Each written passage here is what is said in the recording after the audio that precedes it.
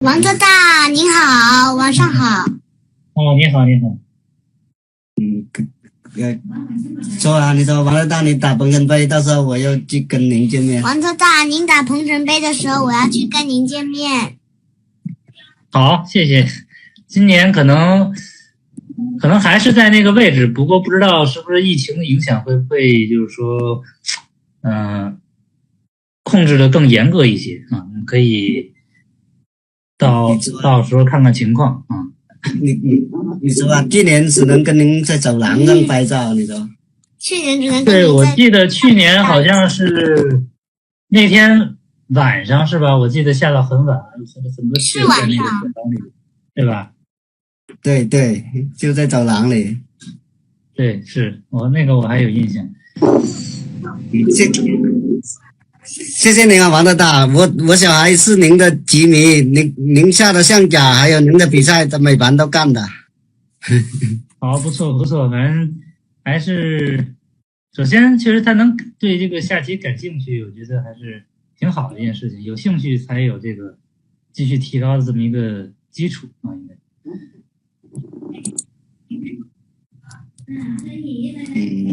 那就说啊，就把时间留给别人。那就把时间留给别人吧，王特大。好，我们这个下来你再看看，有选择性的看，把哪位棋友的这个麦打开去。谢谢。王特你好，我这个声音开了吧？啊，好的，能听到啊。王特，就是我想问一下，就是实战的时候经常会遇到，比方说这个棋感觉是有棋的，但是想了半天，因为比较复杂吧，可能水平有限，想不出来，结果又导致到最后时间又吃紧，又反而被动了，这种怎么弄呢？对，这个因素确实是，我也在想，当然这节课还没有涉及到，就是怎么去合理的把握时间，因为计算呢，很多时候我们在对局当中一个比较重要的因素还是就是说时间是一个比较重要的因素，怎么去合理去分配时间。就像你说的，可能遇到战机的时候啊，认为遇到战机的时候确实呢应该多花一些时间啊，这个是合理的。但是说确实这个也是怎么说呢，需要我们有一个比如说这个棋我们认为有战机了，可能多花一点时间，但是也不能说把所有的时间都投入在这里，导致我们后边时间很紧张，然后去犯一些这个比较低级的这个错误。那么可能比较现实一点来说，就是你花比如说这手棋超过10分钟或者说15分钟，那根据你当时剩余的时间来具体的把握。那么如果超过这个还是没有找到一个特别有利，或者说没有发现这种一击制敌的这种效果，那我们就现有的这个选择中选择一个对自己较为有利的。这个呢，我想是比较就是说比较实在的这么一种办法。当然说最后呢，我们可以通过这个下完棋之后去复盘去总结，那我们可以确切的找到这个棋是不是我们错过战机了啊。那么我想因为我们处于这个提高水平阶段呢，没有必要说每一步棋都这个追求完美，那确实需要在这个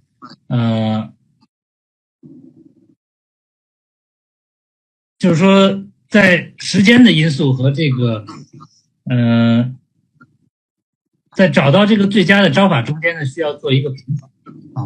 我这么说，不知道你能不能大概理解？能理解，谢谢。还有王特，我还有一个问题想请教一下，就是在那个比赛当中，比方说这棋已经有一些向你们下出一些妙手，这些妙手是很难发掘的，是你们当时的心理过程是一下感觉有棋再去考虑，还是说花很长时间，就是花一段时间才会看到这个东西，才会往这去考虑呢？这个确实有不同的情况，有的时候呢，比如说出现一个比较妙手，或者说比较好的这种手段呢，是之前就预料到了通过之前的这个铺垫能够就是说连贯性的就找到这么一个就是自己思路的一个贯彻我在这里呢可能还没找到可能一时没法找到一个特别确切的一个例子啊。那么这个是一种情况。另外一种情况呢，就是可能在这个局面下，我们感觉有战机，或者说感觉局面不太有利了。那么但是呢，通过去深入的思考啊，那可能突然就找到一个非常对自己非常有利的这么一个变招。那么这个呢，我想是也可以说是灵感，或者说一部分程度来说呢，也可能是运气的一种体现啊，就是可能碰巧这个局面我正好有一步好棋，我之前没有发觉，但是我走到这里发觉了。这个呢，确实也是有出现过的。当然说从追求这个准确的角度讲，那么我们肯定是希望就是说在自己这个预料范围内的这个比例越是很高的，尽量少出现这种碰巧发现妙手这种比例。但是确实呢，因为比赛因素比较多，也很难预知。基本上就是这么两个情况吧。好的，谢谢王特。那我时间留给别人吧，谢谢啊。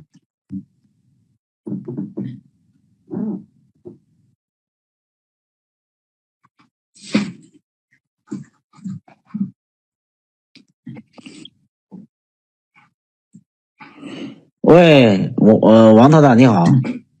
你好。我问一下那个如何能提高中局能力？中局能力我想呢，其实简单说呢，首先我们是需要足够的实战积累，就是你首先这个对局就提高中局能力，主要就是通过对局积累了。对局首先要保证，尤其是高水平的对局或者说跟自己实力接近的棋手的对局。那么另外呢，其实我觉得真正提高还有一个不可或缺的因素，还是需要去就是比较认真的去总结或者说复盘因为你下棋的过程中，你可能会思考了很多变化，但是由于时间的限制或者说水平的限制，你不可能说面面俱到，肯定还是会忽略很多思维盲点也好，或者说有些变化就是说没有在你的考虑范围之内，那些呢都是很有价值。那么你通过总结不管是这个棋友之间互相探讨开拓思路，或者说呢通过软件辅助，去由软件告诉你某一步棋这个最佳的走法，肯定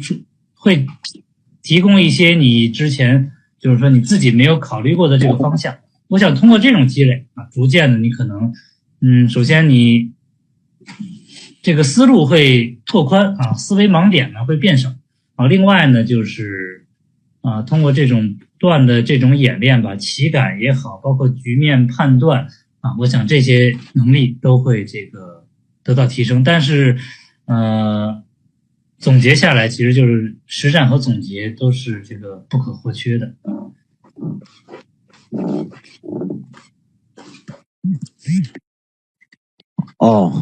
就是说实战要有足够数量的实战，还要有总结，认真思考，认真总结。对，因为我不知道你现在就是具体的情况是，比如说，因为我对你有一些了解，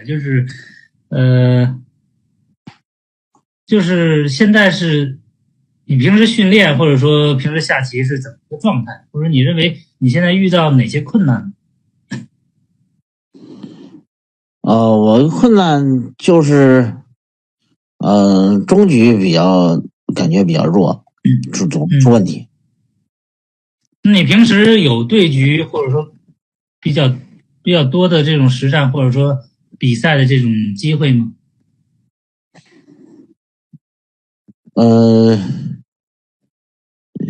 是不少，还是不少的。就是平时下棋下的还是挺多的，是吧？对。下棋下的多，但是就是像我刚才说的，你有没有说下棋之后去认真的去下完这盘棋去复盘，或者说去总结这盘棋的这个赢在哪，或者说输在哪？还是多总结吧，是吧？对，我想这个过程可能是对于很多棋手都是比较欠缺的。我个人认为，其实下一盘棋花的时间应该是比总结所花的时间要少，就是说总结的时间会比下棋的时间更长，它会帮助你发现更多的变化，能够去拓宽你的思路。我还想问您一个问题，您好像出了3个视频，好像都是飞象对这个视角炮的，好像是吧？出过这种对布局的课程，对，都是飞象对视角炮的，好像三个呢，好像是吧？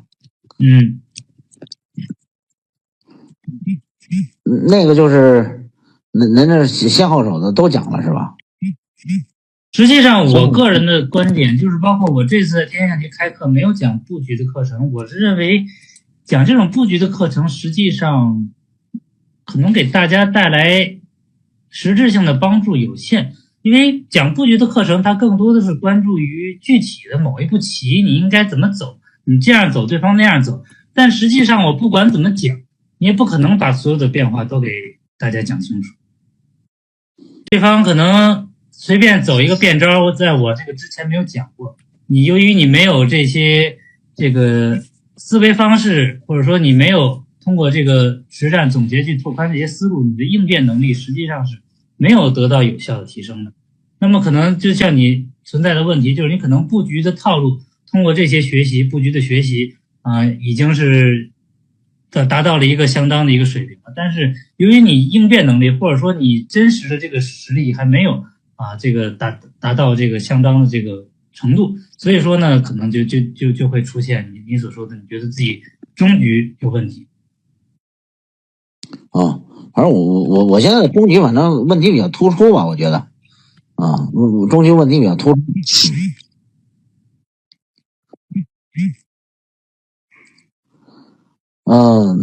您说下多长时间合适呢？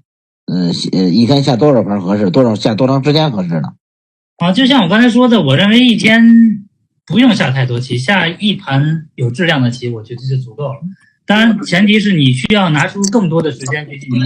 总结，因为实际上你需要总结的东西很多，因为你每一步棋其实很多步棋你肯定走的不是最好的招法。你通过软件也好，通过复盘也好，你会发现每一步棋最好的招法。那么你在每一步棋你所做的选择和最好的走法之间的区别，你就可以去考虑它为什么会这样。实际上这个过程我想是挺漫长的一个过程，所以你下的多的话势必会造成你没有时间去总结。就也就是说您说的就是说其实一天下一盘就够了，主要是总结也比较总结比较重要，重要的是总结。因为你想，你一天下一盘慢棋最少要半个小时以上，对吧？你再总结，我们就少说下棋和总结的时间相同，那实际上已经就1个多小时。或者说，如果你有更多的时间，你可以再下一盘，但是我觉得这个比例是你需要掌握的。也就是说，总结的时间一定要比下的时间要多才比较科学，是吧？我认为至少是差不多的，对，因为其实我这么说你应该能明白，就是你每盘棋需要总结的东西有很多。并不是说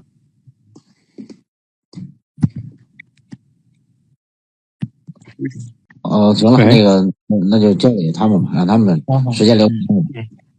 谢谢王总。